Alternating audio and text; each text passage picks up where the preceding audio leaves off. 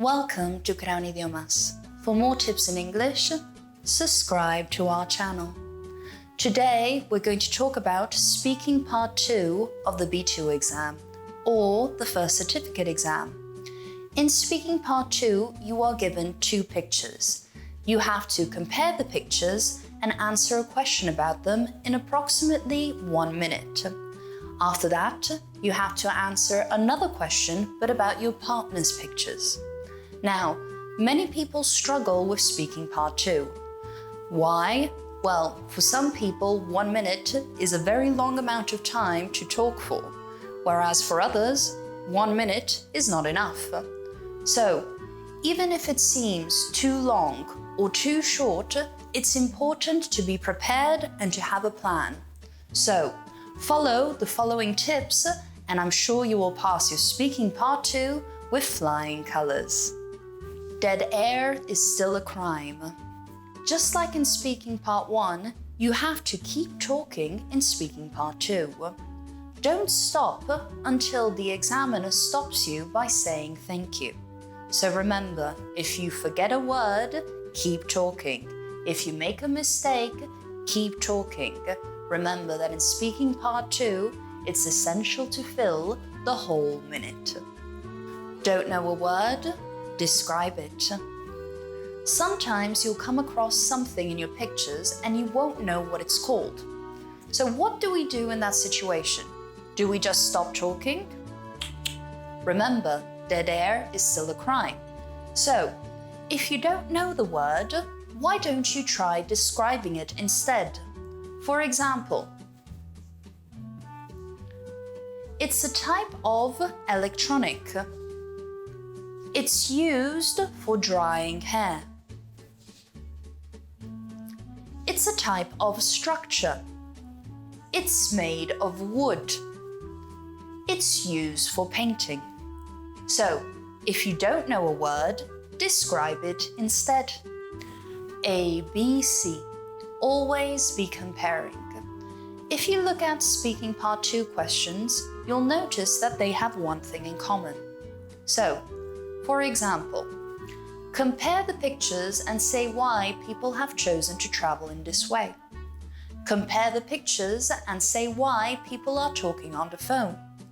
Compare the pictures and say why people have chosen to do these dangerous sports.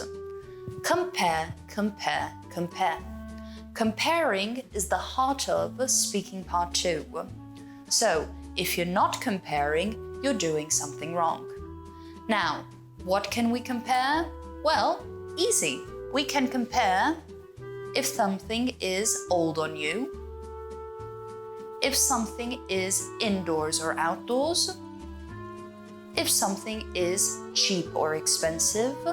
There are many things that we can compare. If you struggle coming up with ideas, take 2 pictures and try to find similarities and differences. Now, there are 3 magic words we can use to talk about similarities and differences. And these words are both, while, and whereas.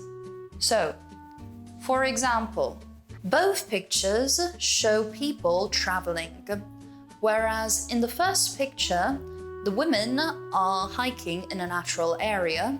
In the second picture, the man and the woman are sightseeing in the city center. While the women are looking at a beautiful view, the couple is looking at a map trying to find their way. So remember, comparing is essential. And if you're going to compare, don't forget to use the magic words, both, while, and whereas. Always have a plan. Since you have to talk for about a minute, it's important to have a plan. To be prepared, you should know if you're going to do the task at the same time or in turn. Now, what does that mean? Well, if you do the task at the same time, you should first compare both pictures and then answer the question about both pictures. If you do it in turn, First, you answer the question about picture number 1, then you compare both pictures, and you answer the question about picture number 2. Whatever your preference, it's important to remember that you only have 1 minute. So, don't spend the whole task only comparing the pictures. Remember, it's important to answer the question too. Speculation, speculation, speculation. When you're answering the question in speaking part 2, it's important to speculate. So, how do we speculate in English? We speculate in English by using modal verbs of possibility. Now, if I think something is certain, I'll use the modal verb must. If I think something is possible, I'll use the modal verbs may, might, or could.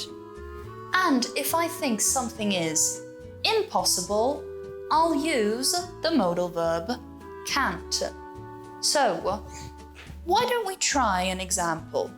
What are the people enjoying about taking photos in these different places?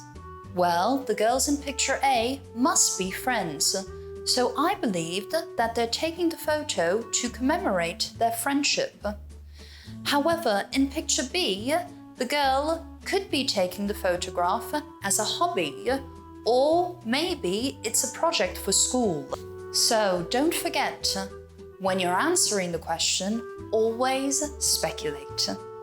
Thank you for watching our videos, and don't forget, for more tips in English, subscribe to our channel or follow us on social media. See you next time.